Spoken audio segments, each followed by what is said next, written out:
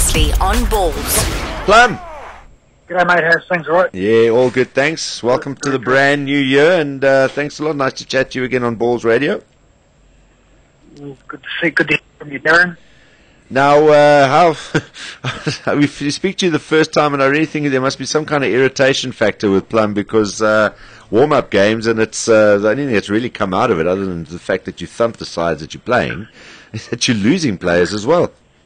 Yeah, no, look, if you look at the injury list, it's not looking flash, and you look at the calibre of players that we've got on that list, it's not great at all. I'm not over happy about it. Obviously, Bismarck we knew about, but I was hoping to go in with a clean slate after that. But you can protect the players as much as you can in this time of the year. But at the end of the day, unfortunately, it's rugby, it's contact sport, and these things happen. Yeah, and there's no other way around. I mean, there's no other way to get ready for a season other than having these games. So it's not like there's another way you can do this. No, well, that's right. I mean, if you look at the other provinces, they'll be in the same boat. I guess it's for us. It's just a pity that we've lost our main leadership, I guess, and that's with our captain. We've got some good loose forwards. I've just got to get Willem Alberts fit again. He's struggling with a shoulder shoulder injury that he's sort of inherited over the last 6 months.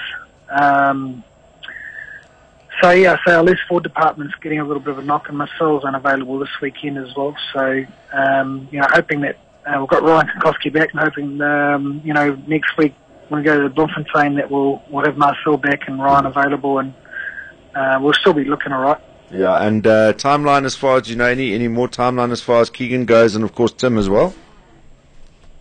It's a grade 2 MCL, which is 2 to 6 weeks. So we probably won't get him for at least 4 to 6 weeks, I would say.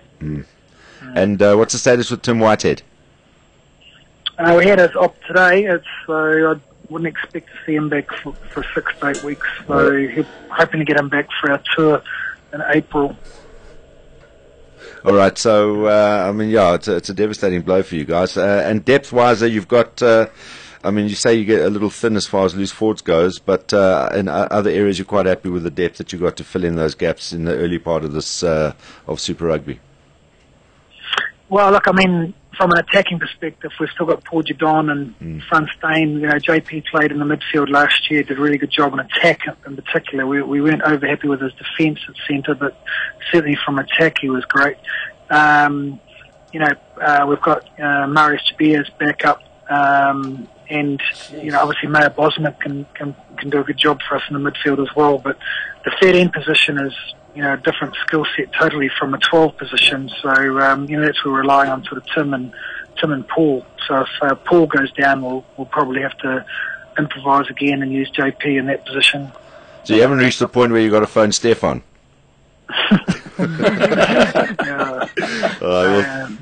Well, no doubt he'd probably do a good job for us. Exactly, yeah. He's probably getting himself fit just in case. Yeah. Well, Plum, look, sorry, Simon. Plum, how's Kanko adjusting to life back in South Africa and rugby back in South Africa?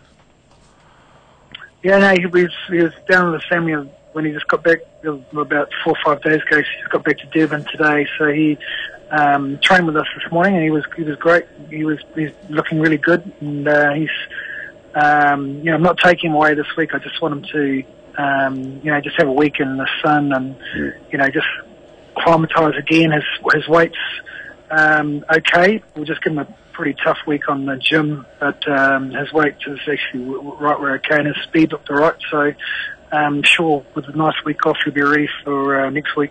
Is he showing off with Japanese, or did he not learn any at all? No, he says he knows about 5 languages now. Is he calling it rugby? Awesome.